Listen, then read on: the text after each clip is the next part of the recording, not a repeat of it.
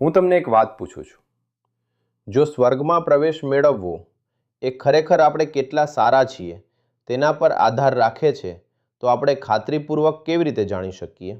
કેટલાક દિવસો આપણને એવું લાગે છે કે આપણે સારું કરી રહ્યા છીએ, પરંતુ બીજા દિવસોમાં એટલું બધું નહીં, હંમેશા અનિશ્ચિતતા રહે છે. જો હું તમને કહું કે બાઇબલ ખરેખર શીખવે છે કે તમે ખાતરીપૂર્વક જાણી શકો છો કે તમારી પાસે શાશ્વત જીવન છે અને તે તમારા સારા જીવન વિશે બિલકુલ નથી. મને ખ્યાલ છે કે હું જે શેર કરવા જઈ રહ્યો છું તેમાંથી તમે કદાચ પહેલાંથી જ જાણો છો અને માનો છો, પરંતુ જો તમે થોડીવાર મારી સાથે રહેશો તો હું તમને ભગવાનના શબ્દમાંથી એક સત્ય બતાવીશ જે તમારી દરેક વસ્તુ જોવાની રીત બદલી નાખશે. કાયમ માટે બચાવવું કેટલું સરળ છે. સૌપ્રથમ આપણે એ સમજવાની જરૂર છે કે આપણે બધા પાપી છીએ અને આપણને તારણહારની જરૂર છે. રોમનોના 3 અધ્યાયના 23મા શ્લોકમાં બાઇબલ કહે છે, કારણ કે બધાએ પાપ કર્યું છે અને ભગવાનના મહિમાથી અધૂરા રહી ગયા છે. પાપ ત્યારે થાય છે જ્યારે આપણે ભગવાનની કોઈ એક આજ્ઞા તોડીએ છીએ, અને બાઇબલ સ્પષ્ટ છે કે આપણા બધા પાસે છે. તમે જે શ્રેષ્ઠ વ્યક્તિ વિશે વિચારી શકો છો તે પણ સંપૂર્ણ નથી, અને તેણે પોતાના જીવનના કોઈક સમયે ભગવાનના નિયમો તોડ્યા છે. ખરાબ સમાચાર એ છે કે ભગવાનના નિયમનો ભંગ કરવા બદલ સજા છે. રોમનોના 6 અધ્યાય 23મા શ્લોકમાં બાઇબલ કહે છે કે કારણ કે પાપનું વેતન મૃત્યુ છે. તેથી કારણ કે આપણે પાપી છીએ, આપણે મૃત્યુને પાત્ર છીએ. દેખીતી રીતે એક દિવસ આપણે બધા શારીરિક રીતે મૃત્યુ પામીશું, પરંતુ બાઇબલ બીજા મૃત્યુ વિશે વાત કરે છે. જો આપણે બચાવી ન શકીએ તો નરકમાં આપણા આત્માનું મૃત્યુ. પ્રકટીકરણ અધ્યાય 21મો શ્લોક 8 કહે છે કે અને બધા જૂઠાઓનો ભાગ અગ્નિ અને ગંધકથી બળતી સરોવરમાં થશે, જે બીજું મૃત્યુ છે. તેમાં તમે અને હું પણ સામેલ છીએ. ભલે આપણે ક્યારેક ખોટું બોલ્યું હોય, પણ આપણે ભગવાનનો નિયમ તોડ્યો છે અને નરકમાં જવાને લાયક છીએ. તમે જુઓ છો કે તે આપણામાં કેટલું પાપ છે અથવા કયા પ્રકારનું પાપ છે તે વિશે નથી. તે ફક્ત એ હકીકત છે કે આપણી પાસે પાપ છે અને ભગવાન પાપને સ્વર્ગમાં પ્રવેશવા દેતા નથી. હવે જવાબ એ નથી કે આપણે આપણા જીવનમાંથી પાપને બહાર કાઢવું જોઈએ. આપણે બધા જાણીએ છીએ કે આપણે છીએ કે આપણે તે કરી શકતા નથી, અને ભગવાન પણ તે જાણે છે. તેથી તેણે આપણા માટે નરકમાંથી બચાવવા અને સ્વર્ગમાં જવાનો માર્ગ બનાવ્યો, આપણી પોતાની ન્યાયીપણાના આધારે નહીં, પરંતુ ઈસુ ખ્રિસ્તના ન્યાયીપણાના આધારે. રોમનોના 5મા અધ્યાયમાં 8મા શ્લોકમાં બાઇબલ કહે છે, પરંતુ ભગવાન આપણા પર પોતાનો પ્રેમ દર્શાવે છે. જ્યારે આપણે હજુ પાપી હતા ત્યારે ખ્રિસ્ત આપણા માટે મૃત્યુ પામ્યા. ભગવાન પિતાએ તેમના પુત્ર ઈસુ ખ્રિસ્તને દુનિયામાં મોકલ્યા, અને બાઇબલ કહે છે ભગવાન દેહમાં પ્રગટ થયા. તે સંપૂર્ણ માણસ અને સંપૂર્ણ ભગવાન હતા, અને તેમણે એક સંપૂર્ણ પાપરહિત જીવન જીવ્યું. તેમણે ક્યારેય ભગવાનની એક પણ આજ્ઞા તોડી ન હતી. તેમણે એવું જીવન જીવ્યું જે આપણે જીવી શકતા ન હતા, એવું જીવન જે આપણને સ્વર્ગમાં જજવા માટે જીવવાની જરૂર પડશે.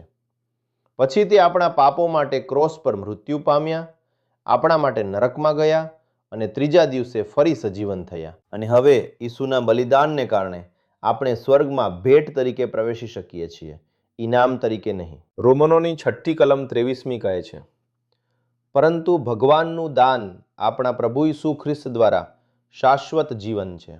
તેથી શાશ્વત જીવન એટલે કે સ્વર્ગ એક મફત ભેટ છે. એફેસી પ્રકરણ 2 8મી અને 9મી કલમોમાં બાઇબલ કહે છે, કારણ કે તમે કૃપાથી વિશ્વાસ દ્વારા ઉદ્ધાર પામ્યા છો, અને તે તમારા પોતાના તરફથી નથી, તે ભગવાનનું દાન છે, કાર્યોથી નહીં, જેથી કોઈ બડાઈ ન મારે. હું માનતો હતો કે સ્વર્ગ એ મારા સારા કાર્યો, ભગવાનની સેવા અને યોગ્ય રીતે જીવવાના મારા પ્રયત્નોનું ફળ છે. સત્ય એ છે કે હું મુક્તિ માટે મારી જાત પર વિશ્વાસ રાખતો હતો, આશા રાખતો હતો કે મારા સારા કાર્યો મને સ્વર્ગમાં સ્થાન અપાવશે. તે સમસ્યા હતી. ઈસુ મારા તારણહાર નહોતા, કારણ કે હું મારા પોતાના બનવાનો પ્રયાસ કરી રહ્યો હતો. સારા સમાચાર એ છે કે આપણે ફક્ત મુક્તિને ભેટ તરીકે પ્રાપ્ત કરવાની જરૂર છે, એવી ભેટ જેની ઈસુએ પહેલેથી જ કિંમત ચૂકવી દીધી છે. તો અહીં સ્પષ્ટ છે કે આપણે નરકમાં જવાના માર્ગ પર પાપી છીએ, પણ ઈસુ આપણા પાપો માટે મૃત્યુ પામ્યા, દફનાવવામાં આવ્યા અને ફરી સજીવન થયા.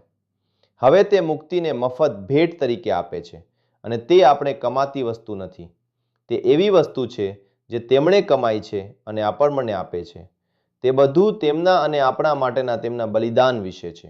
રોમનોના 6 અધ્યાય 23મા શ્લોકમાં તે કહે છે કે ભગવાનની ભેટ શાશ્વત જીવન છે અને તે શાશ્વત શબ્દનો અર્થ હંમેશ માટે થાય છે. હું તમને આ પૂછવા માંગુ છું, તમારે એવી ભેટ કેટલી વાર પ્રાપ્ત કરવાની જરૂર છે જે કાયમ રહે? બસ એકવાર. મુક્તિ એ એક વખતની ઘટના છે, જ્યારે આપણે તેમના પર વિશ્વાસ કરીએ છીએ કે તે આપણને બચાવશે અને તે આપણને શાશ્વત જીવન આપે છે. મુક્તિ શાશ્વત છે કારણ કે ઈસુએ આપણા બધા પાપો માટે ચૂકવણી કરી છે. ભવિષ્યમાં આપણે જે પાપો કરીશું તે પણ પહેલાથી જ ચૂકવવામાં આવી છે. તમે વિચારી રહ્યા હશો કે જો આપણે એક વખત બચાવીશું તો શું તેનો અર્થ એ છે કે આપણે ગમે તે રીતે જીવી શકીએ છીએ અને સ્વર્ગમાં જઈ શકીએ છીએ? તે એક સારો પ્રશ્ન છે અને જવાબ હા છે. કારણ કે જ્યારે આપણે બચાવીશું ત્યારે આપણે ભગવાનના બાળક બનીશું. તેથી તે જ્ઞાન સાથે એ જાણીને કે હું કાયમ માટે બચાવી ગયો છું અને ભગવાનનો બાળક છું, જો હું તેની આજ્ઞાઓ તોડીશ અને પાપ કરીશ તો તે મને અહીં પૃથ્વી પર સુધારશે, પરંતુ તે મારા આત્માને ક્યારેય નરકમાં મોકલશે નહીં, કારણ કે તે મારો તારણહાર અને મારા પિતા છે. મુક્તિ સરળ છે. તે એક મફત ભેટ છે જેના માટે ઈસુએ ચૂકવણી કરી. ગમે તે હોય, મુક્તિ પછી ભગવાન સાથે આપણા ચાલવા માટે જેમ કે કોઈ પણ સંબંધમાં કામ લાગે છે, પરંતુ તે અલગ છે.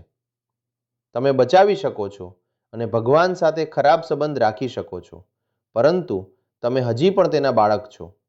આ શા માટે મહત્વપૂર્ણ છે? કારણ કે જો હું માનું છું કે હું કોઈ પણ કારણોસર મુક્તિ ગુમાવી શકું છું, તો હું ખરેખર જે માનું છું તે એ છે કે મારો મુક્તિ મારા પર આધાર રાખે છે, ઈસુ અને તેમના પૂર્ણ કાર્ય પર નહીં. એટલે કે હું મારી જાત પર વિશ્વાસ કરું છું, ઈસુ પર નહીં.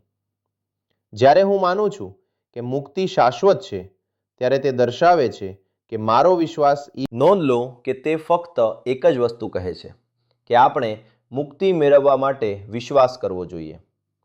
યોહાન 3:16માં ઈસુએ કહ્યું, કેમ કે દેવે જગત પર એટલો પ્રેમ કર્યો કે તેણે પોતાનો એકનો એક પુત્ર આપ્યો, જેથી જે કોઈ તેનામાં વિશ્વાસ કરે તેનો નાશ ન થાય, પણ તેને અનંત જીવન મળે. તમે કહી શકો છો, સારું, હું પહેલાથી જ ઈસુમાં વિશ્વાસ કરું છું અને મને કોઈ શંકા નથી કે તમને ભગવાનમાં વિશ્વાસ છે અને બાઇબલમાં રહેલી બાબતોમાં વિશ્વાસ છે. પરંતુ ઈસુ વિશેની બાબતોમાં વિશ્વાસ કરવો અને મુક્તિ માટે ફક્ત તેમના પર વિશ્વાસ કરવો એ બે અલગ અલગ બાબતો છે. પહેલાં જ્યારે તમે માનતા હતા કે સ્વર્ગ તમારા કાર્યોના આધારે એક પુરસ્કાર છે અથવા તમે તમારો મુક્તિ ગુમાવી શકો છો, ત્યારે તમે આખરે મુક્તિ માટે ઈસુમાં નહીં પણ તમારામાં વિશ્વાસ કરી રહ્યા હતા. હું સમજું છું કે તે તમને નમ્ર સ્થાને મૂકે છે અને મને યાદ છે જ્યારે કોઈએ મને આ બતાવ્યું અને મારે નિર્ણય લેવો પડ્યો. હું પહેલાં જે કર્યું તેના પર વિશ્વાસ કરવાનું ચાલુ રાખી શકું છું અથવા ભગવાનના શબ્દે જે કહ્યું તેના પર વિશ્વાસ કરી શકું છું અને મને બચાવવા માટે છું, અને મને બચાવવા માટે હું કોના પર વિશ્વાસ કરી રહ્યો હતો તેને બદલી શકું છું.